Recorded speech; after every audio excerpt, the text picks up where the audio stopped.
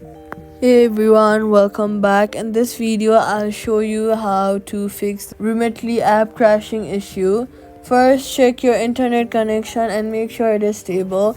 Then swipe off from the bottom of your screen. Look for Remitly, swipe it away, completely closing it. Wait for a few hours and reopen it.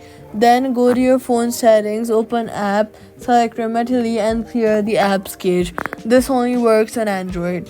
Then restart your phone after that also head over to your app store, search for the Remitly app and make sure that the app is updated to the latest version. Check for updates and update it if available.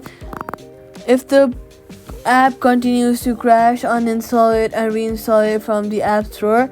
This usually fixes most the crashing problems. That's how you fix the Remitly app crashing. Do not forget